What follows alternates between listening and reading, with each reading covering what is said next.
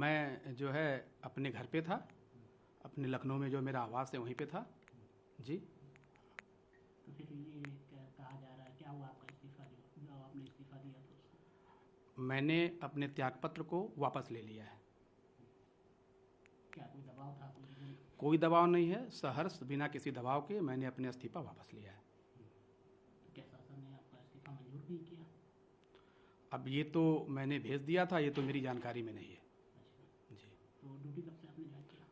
मैंने आज मैं अपने कार्यालय में हूँ, अपना कार्य कर रहा हूँ, राजकीय दायित्वों की पूर्ति कर रहा हूँ जी। ये आपके भाई साहब जो आरोप लगाए थे आप पर कि इस तरीके का विकलांगता सर्टिफिकेट है और ये गलत सर्टिफिकेट पर नौकरी कर रहे हैं जी। पहले मैं अपने भाई साहब के बारे में कुछ बता दूं। मेरे भाई साहब मुख्तार अंसारी जो मऊ में गैंग है उसके सक्रिय सदस्य हैं और उसके आर्थिक सलाहकार रहे हैं। उनके ऊपर तमाम आपराधिक मुकदमे दर्ज हैं। सबसे पहले 2006 में उनके ऊपर फर्जी खतौनी बनाकर सरकारी धन के गबन का आरोप लगा। उसके बाद उनके ऊपर थाना सराय लखनसी जनपद मऊ में एक एफआईआर दर्ज हुई और जब चार्जशीट थाने से कोर्ट में आई तो उन्होंने कोर्ट से उस पत्रावली को गायब कर दिया। एक बार डॉक्टर विश्वजीत सिंह से पूछिए कि उनके उस मुकदमे में पिछली तारीख कब थी और अगली तारीख कब है।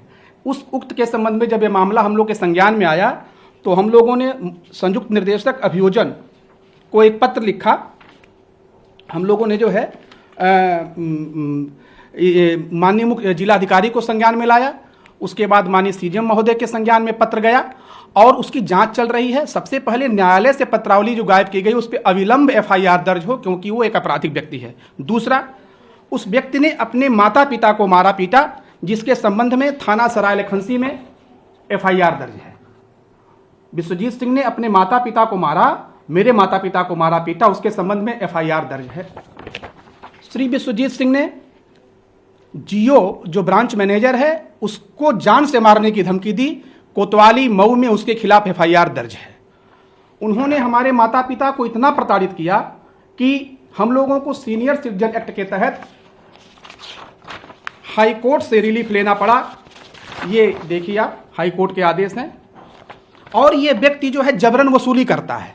मुख्तार अंसारी गैंग का व्यक्ति है। मैं तो बहुत छोटा आदमी हूं।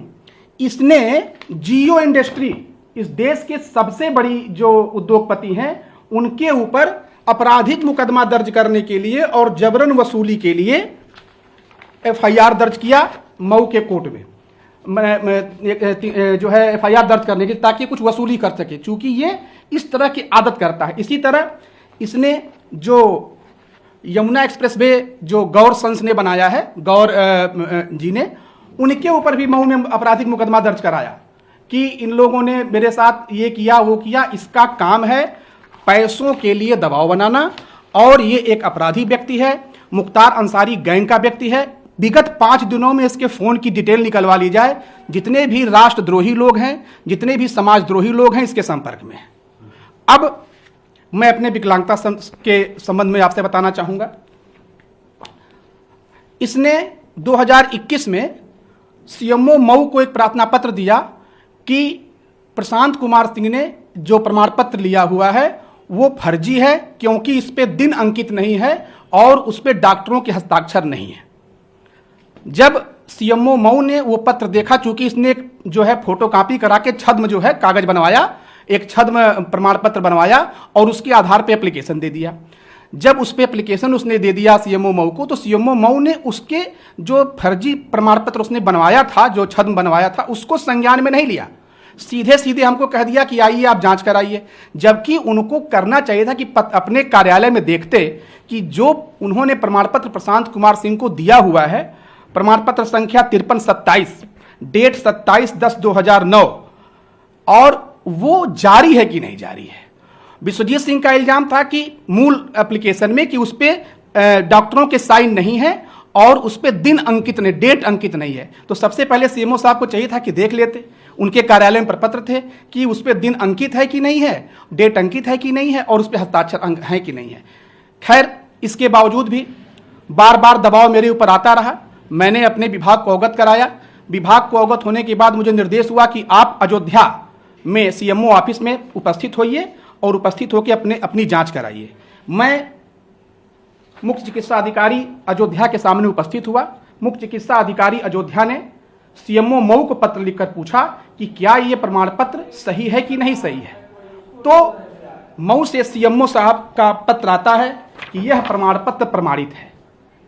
पत्रांक संख्या है 428 दिनांक 12 अप्रैल 2024। सीएमओ साहब लिख के देते हैं कि प्रमाण पत्र प्रमाणित है। तो मैं पूछना चाहता हूं कि इलेक्ट्रॉनिक मीडिया पे बार बार मेरे प्रमाण पत्र को फर्जी क्यों बताया जा रहा है। मुझे बहुत अफसोस है कि जो संस्था बार बार लिख के दे रही है कि प्रमाण पत्र प्रमाणित है, प्रमाण पत्र प्रमाणित है, तो उस प्रमाण पत्र को फर्जी क्यों बताया जा रहा है, जबकि इस शिकायतकर्ता का मूल शिकायत यही है कि उस पर डेट अंकित नहीं है और डॉक्टरों के साइन नहीं है। तो सीएमओ साहब उसको देख लिए होते कि उस पर डेट अंकित नहीं है, कि उस पर डॉक्टरों के साइन नहीं है। यदि ये तथ्य उस पर होते, अगर डॉक्टरों के हस्ताक्षर न होते और डेट अंकित न होता तो मेरा प्रमाण पत्र फर्जी होता। उस कार्यालय से मेरा प्रमाण पत्र निर्गत न होता तो मेरा प्रमाण पत्र फर्जी होता। लेकिन मेरा प्रमाण पत्र वही सीएमओ कार्यालय बार बार कहता है, 1000 बार कहता है कि मैंने जारी किया है, और लेकिन मेरे मीडिया पे मेरा मान मर्दन किया जा रहा है। क्योंकि एक अपराधी व्यक्ति जो मुख्तार अंसारी का अत्यंत करीबी है और जिसके ऊपर तमाम आपराधिक मुकदमे दर्ज हैं, जो मुख्तार गैंग का आर्थिक सलाहकार था, वो एक्सपर्ट है, वो पेपरों को दबाव बनाने के लिए एक्सपर्ट है। मैंने आपको बताया कि वो रिलायंस इंडस्ट्री पर मऊ के कोर्ट में मुकदमा किया, अपर कोर्ट, लोअर कोर्ट में खारिज हुआ, अपर कोर्ट में खारिज हुआ और हाई कोर्ट में भी खारिज हुआ। उसने गौर संस पे मुकदमा दायर किया 356(1)(3) का कि ये आपराधिक मुकदमा दर्ज हो। ये चूंकि उसके साथ उठता बैठता था, बड़े बड़े लोगों को टारगेट बनाना, अभी हमारे गांव में आप पता लगा लीजिए, वो गांव में जो जमीनें बिकती हैं उस पर जबरदस्ती विवाद बनाता है, कहता है कि ये जमीन हमारी है। अभी हमारे गांव में पता लगाइए, गरीब जो गुप्ता वर्ग के लोग हैं, गरीब लोग हैं, उनकी जमीनों को जबरदस्ती जाके 100 नंबर पे डायल कर देगा और करने के बाद जो है वो बुला लेगा और जो है उस पर विवाद पैदा करता है। इसकी जांच करा लें। और ये अपराधी व्यक्ति जो कि अपने माता पिता को मारा पीटा है, जिस पे मुकदमा पंजीकृत है, ये व्यक्ति जो फर्जी खतौनी लगाकर मुख्तार अंसारी और जो है इन लोगों से पैसा लिया हुआ है, जिसका मुकदमा दर्ज है लेकिन पत्रावली न्यायालय से गायब करा दी गई। सबसे पहले न्यायालय इस तथ्य को संज्ञान में ले और अविलंब पत्रावली गायब कराने के जुर्म में उसके ऊपर एक नया मुकदमा दायर करे। इतने अपराधी व्यक्ति को टीवी चैनल, समाचार चैनल पे और बार बार हमारा और जो है सबका मान मर्दन किया जा रहा है। हमारे पूरा परिवार इससे व्यथित है। और जो संस्था हमें प्रमाण पत्र इशू करती है वो कहती है कि सही है और मीडिया पे कोई और बयान आ जाता है। इस पे मुझे घोर आपत्ति है और इसके मोबाइल का रिकॉर्ड जरूर कराया जाए, क्योंकि इसने जो 5 दिन में जो राष्ट्र विरोधी लोगों से बात किया होगा, तथ्य सब सामने आ जाएगा। दूसरी चीज, मुझे बार बार थ्रेट है, मेरे ऊपर बहुत ज्यादा दबाव है, मुझे तमाम सोशल मीडिया के माध्यम से मुझे जान से मारने की धमकी भी दी जा रही है। इसको भी संज्ञान में लेना जरूरी है। मेरा जीवन भी संकट में है, क्योंकि मुख्तार अंसारी जैसे व्यक्ति, मुख्तार अंसारी के गैंग में रहने वाला यह अपराधी व्यक्ति जो बार बार हमें परेशान कर रहा है और ये राष्ट्र और समाज का विद्रोही है, राष्ट्र और समाज का द्रोही है। क्या आपसे क्या चाहता है वो, कुछ डिमांड वगैरह? हाँ, उसकी आदत है कि वो पहले वो समाज में दबाव बनाता था। समाज में लोगों से जो है, बड़े लोगों से पैसा वसूलने का ट्रेंड है उसका। मैंने बताया कि रिलायंस इंडस्ट्री पे मुकदमा, ये गौर संस पे मुकदमा, हमारे ऊपर भी नाजायज दबाव बनाता है कि मेरी 2 बेटियां हैं, तुम अपना सारा संपत्ति हमको दे दो। इस तरह के दबाव बनाता है। उसको पैसा दीजिए तो ठीक, पैसा न दीजिए तो चूंकि अपराधी व्यक्ति है। हम लोगों ने 2006 से उससे संबंध तोड़ लिए, क्योंकि जब मऊ के दंगे के बाद वो मुख्तार अंसारी का सलाहकार बन गया, आर्थिक सलाहकार, तब से हम लोगों ने संबंध तोड़ लिए हैं। उसकी जांच कराई जाए और अविलंब उस पर FIR हो। जो फाइल उसने गायब की है न्यायालय से, इसकी जरूर जांच हो। आज भी वो जाकर के मऊ में जाकर के स्वास्थ्य विभाग में बैठ करके अपने जी अब इस तथ्य को भी मैं संज्ञान में लाना चाहता हूं कि आयुक्त दिव्यांगजन में इन्होंने एक एप्लीकेशन डाला हुआ है, जो एक सिविल कोर्ट होता है, एक न्यायालय होता है। मामला न्यायालय में लंबित है और मामला जब न्यायालय में लंबित है, ऐसे क्रम में आज मुझे अभी 2 घंटे पहले एक मैसेज आता है कि आप 2 बजे आजमगढ़ उपस्थित हो जाइए। तो मैंने जो है बताया उनको कि मैं तो आ नहीं सकता और मामला जो है आयुक्त दिव्यांग जन के न्यायालय में है, तो कोई भी चीज़ जब कोर्ट में प्रोसीजर में है तो उसको मुझे कहना उस पर जो है नाकाफी होगा, मुझे उस पर बोलना उचित नहीं है। ये बताइए कि जिस तरीके से आपने भावुक होकर इस्तीफा दिया था, जी जी, तो क्या आज भी वैसे ही भावुकता आपके अंदर है? No comments, no comments. क्या आप चाहते हैं, अब क्या चाहते हैं क्या? क्योंकि देखिए आप बता रहे हैं हमारा भाई दुश्मन है, तो सुरक्षा व्यवस्था के लिए क्या कहना? निश्चित रूप से मेरा जीवन संकट में है, क्योंकि वो एक घोषित अपराधी है, एक ऑर्गेनाइज्ड क्राइम का व्यक्ति है। तमाम उनकी चीज़ें जब उसकी जांच होगी तो सामने आएंगी, और जो है वो जब जांचें होंगी तो सामने आएंगी, और ये तो तय है कि मेरा जीवन संकट में है, क्योंकि मैं ऐसे जो गोलबंद टाइप का जो अपराधी है उसके साथ के ये सलाहकार, आर्थिक सलाहकार हैं, इसके पास उसके बहुत से राज भी हैं। जो है शासन सत्ता चाहेगी तो पता चल जाएगा। सुरक्षा को लेके आपने कहा अभी तक?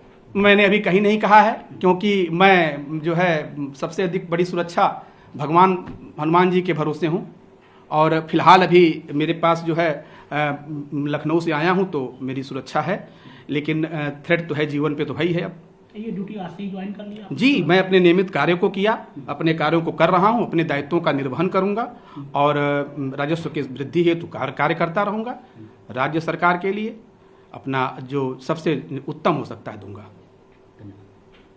भाई किया वो इतना दुस्साहसी है कि इतने के बावजूद भी कल शाम को मेरे घर, मेरे व्यक्तिगत घर पे जो मेरा प्रमाइसिस है, जो मेरे नाम से है, उसमें जबरदस्ती घुसा। वो तो गांव के लोगों ने जब उसका वीडियो बनाना शुरू किया तो घर से भगा। अगर मेरे वृद्ध माता पिता वहां पे रह रहे हैं, अगर उनके साथ कोई घटना हो जाएगी तो उसके लिए सीधे सीधे विश्वजीत सिंह जिम्मेदार होंगे। देखिए, इतने के बावजूद ये व्यक्ति हमारे घर पे घुस रहा है, और जब गांव के लोगों ने वीडियो बनाना शुरू किया तो वहां से भागा है।